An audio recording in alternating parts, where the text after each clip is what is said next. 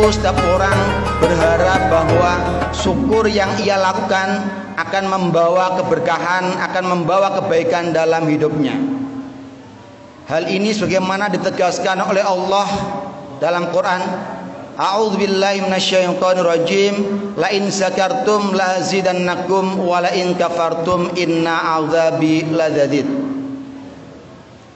Atau ayat yang lain yang semakna dengan ini yang dalam surat Ar-Rahman, fabi ayyi ala'i rabbikuma tukadziban, maka nikmat manalah yang engkau dustakan dari yang telah kami berikan kepadamu. Ya, sebagai seorang muslim, sebagai seorang hamba, kita wajib bersyukur kepada Allah. Minimal 4 hal yang perlu kita syukuri. Yang pertama adalah syukur yang paling agung, yaitu nikmat berupa iman dan Islam. Ini wajib kita syukuri. Kita dijadikan sebagai manusia yang beriman dan berislam. Di luar sana banyak manusia yang tidak iman kepada Allah, tidak iman kepada Rasulullah, dan tidak iman kepada apa yang telah ditetapkan oleh Allah. Maka sebagai orang yang beriman kita wajib bersyukur, karena nikmat yang paling besar adalah nikmat iman, nikmat Islam kepada Allah Subhanahu wa ta'ala. Ketika kita bernikmat iman ini, maka akan membawa kebahagiaan dalam kehidupan kita, yaitu kebahagiaan di dunia dan kebahagiaan nanti setelah manusia mati atau kiamat. Itu nikmat syukur yang pertama. Sehingga apa yang perlu kita lakukan dengan keimanan yang sudah kita miliki, maka kita terus meningkatkan keimanan, terus meningkatkan ketakwaan dalam rangka untuk mensyukuri nikmat yang telah dianugerahi oleh Allah. Jangan sampai kita salah atau melupakan nikmat yang pertama ini, atau mengabaikan nikmat iman, sehingga nikmat iman dicabut oleh Allah dari diri kita. Naudzubillah min dzalik. Itu yang pertama. Kemudian syukur yang kedua yang perlu kita lakukan adalah Allah telah memberikan kehidupan kita. Sampai hari ini Allah masih memberi kesempatan kita untuk hidup. Dari sekian ribu orang, dari sekian puluh juta orang, Allah mengizinkan kita untuk bertahan sampai hari ini, menemui Ramadan tahun 1446 Hijriah, atau bertepatan dengan 2025 Masehi. Tentu saudara-saudara kita, teman kita, hadetolan kita, ada yang sudah dipanggil oleh Allah dalam tahun kemarin. Antara Ramadan kemarin dengan Ramadan sekarang, mereka nggak sempat menemukan kembali Ramadan tahun ini. Makanya kita perlu bersyukur kepada Allah atas nikmat hidup yang telah diberikan Allah kepada kita. Kemudian nikmat yang ketiga yang perlu kita syukuri adalah nikmat sehat. Kadang-kadang kita lupa bahwa Allah telah menganugerahkan kesehatan yang luar biasa. Mulai dari makan enak, kemudian minum nyaman, tidur nyenyak, kemudian semuanya diberi kenikmatan. Coba kita tengok saudara-saudara kita yang ada di rumah sakit atau yang di rumah dalam kondisi sakit.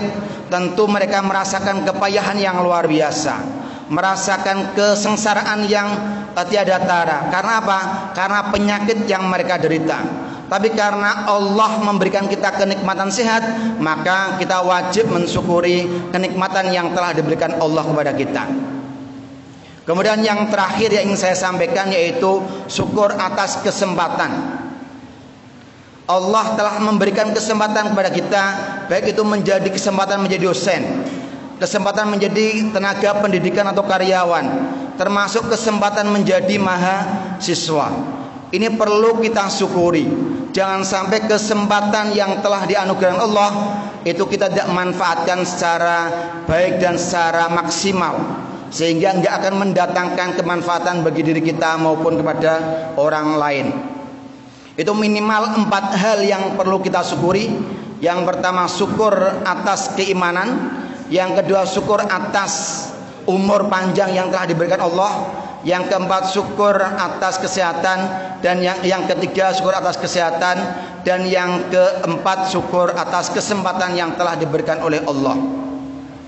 Lalu bagaimana cara kita mewujudkan syukur kita kepada Allah? Tentu itu pertanyaan yang perlu kita jawab. Imam Al-Ghazali menyampaikan bahwa ketika kita syukur kepada Allah, minimal kita melakukan 3 hal. Yang pertama, mensyukuri dalam hati kita. Kita bersyukur kepada Allah telah diberikan status sebagai mahasiswa, kita diberikan status sebagai dosen, pekerjaan sebagai tenaga pendidik di UIN Salatiga. Perlu kita syukuri dalam hati. Itu yang pertama.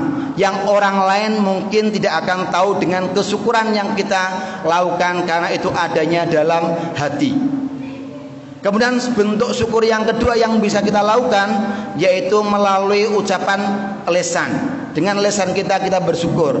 Minimal kita mengucapkan alhamdulillah. Karena Allah telah memberikan banyak nikmat, maka kita pantas bersyukur dengan mengucapkan alhamdulillah. Baik itu alhamdulillah ketika menikmat atau ketika kita alhamdulillah jadikan wirid atau zikir. Orang yang sering mengucapkan alhamdulillah berarti pertanda dia adalah mensyukuri setiap kenikmatan yang telah diberikan oleh Allah. Tetapi kalau seorang enggak pernah mengucapkan alhamdulillah, berarti dia adalah orang yang tidak pintar bersyukur kepada Allah. Itu adalah indikasi yang kedua. Orang lain mungkin akan tahu ketika kita mengucapkan alhamdulillah. Berbeda dengan yang pertama yang paling lemah tadi, hati. Kemudian yang kedua itu adalah mengucapkan alhamdulillah atau sebagai zikir alhamdulillah. Kemudian yang ketiga ini yang terpenting. Di samping dengan hati kita, dengan lisan kita, maka wujud syukur kita utarakan melalui perbuatan kita. Apa yang bisa kita lakukan dengan syukur kita?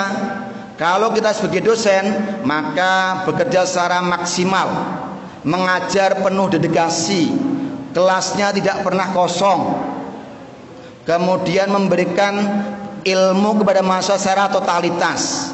Itu adalah dedikasi kita, rasa syukur kita kepada mahasiswa atau pencapaian kita sebagai dosen. Demikian juga ketika Anda sebagai mahasiswa, maka perlu diwujudkan rasa syukur itu dengan cara apa? Dengan cara belajar yang rajin, mengerjakan tugas dengan sungguh-sungguh. Kemudian yang terpenting adalah mampu mengaktualisasikan diri secara penuh untuk mengembangkan diri sebagai mahasiswa. Demikian juga ketika kita berprofesi sebagai tenaga kependidikan, maka wujud syukur kita wujudkan dengan cara bekerja sebaik-baiknya, mengikuti aturan yang ada, kemudian tidak melakukan pelanggaran dan lain sebagainya. Itu adalah wujud syukur kita yang kita wujudkan dalam perilaku kita. Yang pertama itu enggak kelihatan, yang kedua akan mulai tampak, dan yang ketiga ini orang lain akan merasakan manfaatnya. Kalau betul-betul kita bersyukur kepada Allah, maka dengan cara syukur yang benar, insya Allah manfaat hidup ini akan sangat terasa dalam kehidupan kita, baik untuk diri kita maupun kepada orang lain. Kemudian hal yang ingin saya sampaikan, jangan sampai kita menjadi pribadi yang tidak mau bersyukur kepada Allah. Siapa contohnya? Dalam Al-Quran telah dijelaskan beberapa contoh para tokoh-tokoh yang gak mau bersyukur. Contohnya adalah Qarun, contohnya adalah Fir'aun. Mereka digambarkan dalam Al-Quran adalah tokoh-tokoh yang tidak mau bersyukur atas nikmat yang telah diberikan oleh Allah. Ketika mereka gak bersyukur, dalam Al-Quran lawannya adalah kufur, menutupi nikmat. Ketika orang nggak bisa bersyukur, maka dia akan menyembunyikan nikmatnya, sehingga dia akan dalam pengertian ya tidak mau mengungkapkan, tidak mau menyatakan bahwa kenikmatan yang diperoleh adalah datanya dari Allah. Kita nggak ingin seperti Qarun yang karena kekayaannya yang luar biasa, dia nggak mau mengakui bahwa kekayaan yang diberikan atas nikmat dari Allah. Termasuk seperti Fir'aun. Kita nggak ingin seperti Fir'aun. Kekuasaan politik yang dimiliki bukan dari kepintarannya, bukan dari apa, tapi dari Allah. Tetapi Fir'aun sendiri nggak mau mengakui bahwa kekuasaan yang dimiliki adalah hasil karena kemampuan dirinya sendiri. Kita jangan sampai seperti itu. Termasuk dalam hal apapun kita nggak boleh mengingkari nikmat yang telah diberikan oleh Allah. Sehingga kita wajib bersyukur atas nikmat yang telah diberikan oleh Allah dengan doa, Rabbi auzi'ni an askura ni'mati. Ya Allah, jadikanlah hambamu sebagai hamba yang pintar bersyukur atas nikmat-nikmat yang telah Engkau berikan. Ketika kita bisa bersyukur atas nikmat-nikmat yang kita berikan, insya Allah Allah akan menambah segala kenikmatan yang lain-lain lagi. Sebagaimana yang saya sampaikan di awal, la in syakartum la azidannakum. Ketika kita bersyukur, maka Allah akan menambah nikmat-nikmat yang lain. Dalam konsep psikologi, bahwa ketika orang mampu mau bersyukur, maka hatinya akan tenang. Ketika hatinya akan tenang, maka dalam menjalani kehidupan, dalam menjalani pekerjaan akan lebih maksimal. Kemudian akan memperoleh kebahagiaan yang berbeda ketika kita tidak bersyukur atau selalu mengeluh. Ini juga bisa kita sandingkan ketika orang mahasiswa yang bersyukur mengupload di Instagram, Facebook atau apapun. Ketika bersyukur, maka akan mengupload hal-hal yang positif dari kehidupannya. Berbeda dengan orang yang tidak bersyukur, maka dia akan mengupload hal-hal yang penuh pengeluhan. Bahasanya apa ya, bahasa penuh pengeluhan itu? Selalu mengeluh, selalu menilai dirinya dengan hal yang negatif karena nggak bisa bersyukur. Itu. Mudah-mudahan apa yang saya sampaikan ada manfaatnya, sehingga kita dijadikan Allah sebagai hamba yang bisa bersyukur. Syukur dalam hal apa? Dalam hal semua hal, mulai dari kesehatan, pekerjaan, umur panjang, termasuk kesempatan yang diberikan oleh Allah kepada kita. Mudah-mudahan kita digolongkan sebagai orang yang bersyukur, seperti doanya Nabi Muhammad, apakah aku tidak ingin dikatakan sebagai hamba yang paling bersyukur di hadapan Allah. Sehingga perilaku bersyukur senantiasa kita jalankan dalam kehidupan sehari-hari, di kehidupan masyarakat, di kampus, dimanapun kita senantiasa menjadi pribadi yang bersyukur.